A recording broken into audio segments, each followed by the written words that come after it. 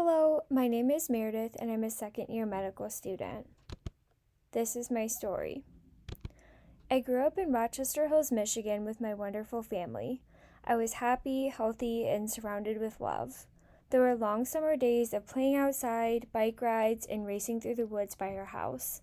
I was always reading, writing, or playing with friends. It really was the ideal childhood. From a young age, I was drawn to soccer. I fell in love with the sport and I never looked back. It's hard to sum up such a formative part of my life in just a few words and photos. Soccer gave me a glimpse at the strong, courageous girl I knew I could be. But slowly that was taken away from me and I started having significant injuries. I had surgery after surgery and eventually I had to quit. Then I fell in love. My high school sweetheart Chris and I are still together 6 years later. I moved away to Cincinnati to start college. I was so excited. I grew to love Cincinnati and was having an amazing time. However, as great as things were, I was feeling terrible. I had stopped all exercise and everything still hurt. I couldn't eat, I couldn't sleep, I was pretty much miserable.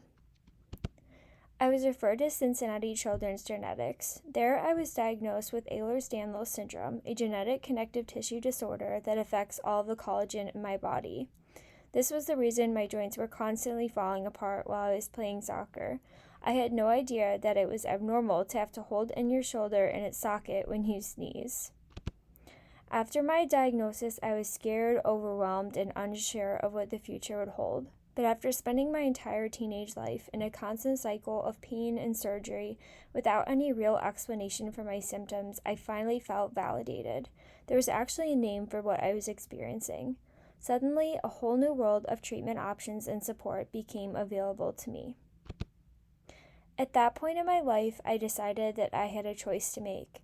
I could let EDS and my diagnosis define me and shape my future, or I could take hold of what I could and fight like hell for my life. I made my choice and started to change what I could while letting go of what I could not. What this looked like for me was running. I had ran a bit before my diagnosis, a half marathon, a broken cross-country season, and a race when I was very young, as you can see here. It was short and it always hurt and it was never fun. But what started out as short, slow jogs around the block during quarantine turned into a daily habit that actually made me feel better instead of worse.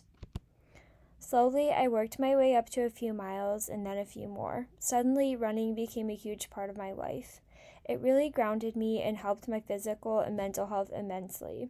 For the first time since my early days of childhood, I felt strong and confident. I was truly happy.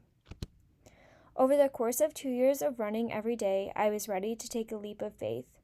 I signed up for the Flying Pig Marathon in Cincinnati. I trained for it religiously and learned to prioritize my health as a medical student navigating this new world of running.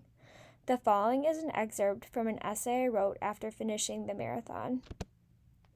As I finally crossed the finish line, time stopped. At that moment, the only thing I knew for sure was that I had just done something big. Something that I never thought would be possible for myself. In all honesty, nobody probably thought I could do this, and for good reason. When you are diagnosed with a lifelong chronic illness, you have to learn a lot very quickly. One of the first things I discovered is that it's very easy to let that illness steal from you. It's easy to let it dictate what you can and cannot do, which goals are realistic and which ones are not. I almost let this happen. I almost let myself shrink to the confines that my illness had imposed upon me. Running 26.2 miles finally shut down the voice of EDS that told me, "You can't do this. You'll never be strong enough, fast enough, smart enough, good enough." Here, in crossing the finish line, was direct evidence that it's never been EDS in the driver's seat of my life. It's always been me. In that moment, I took back my power for good. It was the most incredible feeling in the world, and certainly a defining moment in my life. I finished the race in 3 hours and 25 minutes, which was a qualifying time for the Boston Marathon. I've dreamed of running this race since I was a little girl, and in a few days, I'll be flying out to Boston to make this dream come true. I was even able to raise over $1,000 for the Ehlers-Danlos Society in honor of my journey.